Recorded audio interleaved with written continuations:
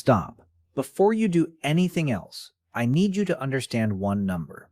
100,000. That is how many times more sensitive a dog's nose is than yours. Not twice, not 10 times, 100,000 times. But here's what nobody tells you about that number. It doesn't mean the dog smells more of your world. It means the dog lives in a completely different one. What you are about to understand is not a fun fact about animals. It is a rupture in how you think about consciousness itself. Because if a creature can build an entire interior reality, emotional, social, historical, out of molecules you cannot even detect, then what exactly makes your reality the real one?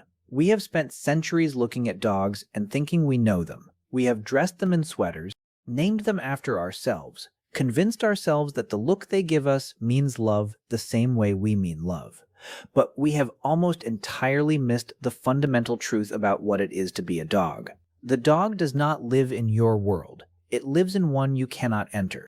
To understand what that means, we need to talk about qualia. Qualia, from the Latin for quality, is the philosopher's term for the raw, subjective texture of an experience, the redness of red, the painfulness of pain, not the neurological mechanism, but the felt reality of the thing itself. Thomas Nagel, in his 1974 essay, asked a question that has never been adequately answered. What is it like to be a bat? His point was not about bats specifically. His point was this: there may be forms of conscious experience so structurally different from our own that we are constitutionally incapable of imagining them. Not just unfamiliar, but inaccessible. No metaphor bridges the gap. No amount of scientific data gives you entry to the experience itself. The dog's olfactory world is one of those places. Here is the number we always cite, and the number we never actually sit with. A dog's sense of smell is between 10,000 and 100,000 times more sensitive than a human's. The range itself tells you something. We are so far outside this sensory register that we cannot even measure it precisely. But here is what that number actually means in architecture. In a human brain, roughly 5% of the cortex is devoted to processing smell. In a dog, that figure is approximately 35%. The olfactory bulb, the brain structure that processes scent, is proportionally 40 times larger in a dog than in a human. This is not a human nose turned up in sensitivity. This is a fundamentally different cognitive organ, a different way of constructing reality from the raw data of the world. We have made a quiet, persistent error. We have assumed that because we are the most cognitively complex animals we know of, the world as we perceive it is the most detailed version of the world, that our senses give us something close to the full picture, and that other animals are working with less. This is not true. In olfactory intelligence, we are the limited ones. We are the animals stumbling through a universe we can barely detect, surrounded by a chemical conversation we are almost entirely deaf to. Let us be specific about what a dog is actually doing when it puts its nose to the ground. A dog possesses two separate and parallel airflow systems inside its nasal cavity. One pathway channels air to the lungs for respiration. The other diverts air exclusively to the olfactory epithelium, a tissue at the back of the nasal passage containing roughly 300 million scent receptor cells. In humans, that number is around 6 million. When a dog sniffs in short, rapid pulses, which it does when investigating something significant, it is not simply taking in more air. It is actively manipulating the airflow pattern to maximize molecular contact with receptor cells. It is, in a very real sense, tuning its instrument. But the anatomy is only the beginning. Each of those 300 million receptor cells responds to a different molecular configuration. And the dog's brain does not process these signals individually. It processes them as a composite, a simultaneous chemical portrait that contains information about time, identity, emotional state, reproductive status, diet, disease, and fear. Dogs can detect cortisol, the primary human stress hormone, in concentrations as low as a few parts per trillion. In a controlled study published in 2022, dogs identified acute psychological stress in human sweat and breath samples with an accuracy rate exceeding 90%. They were not detecting elevated heart rate, or body language, or tone of voice. They were detecting the molecular byproduct of a thought. Let that settle. A dog can smell your anxiety before you have consciously registered it yourself.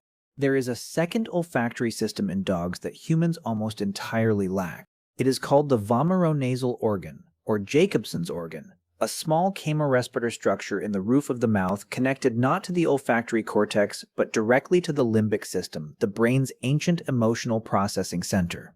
This organ does not process ordinary scent.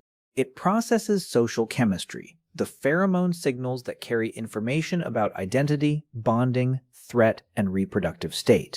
When a dog holds its mouth slightly open and seems to be tasting the air, it is routing chemical information directly into the part of its brain that governs emotion, memory, and social behavior. It is not smelling its social world. It is feeling it, chemically, in real time. And this is where the paradigm collapses. We have a dog. It lies on a floor. We decide it is experiencing something simple. But inside that animal, a parallel universe of social, historical, and emotional information is being continuously processed, a universe constructed entirely from molecules we cannot perceive, through neural pathways we do not possess, into an experience that has no equivalent in human consciousness. This is not a lesser version of our world. It is a different world entirely. There is a concept in cognitive science called Umwelt, introduced by the Baltic German biologist Jakob von Uexküll in 1909. The Umwelt is the species-specific slice of reality that an organism can perceive and act on. Every living thing inhabits its own Umwelt. Every living thing is, in a very real sense, living in a different universe, shaped by the same physics but filtered through radically different biological instruments. The dog's Umwelt is built from scent the way ours is built from light. When we look at the world, we believe we are seeing it.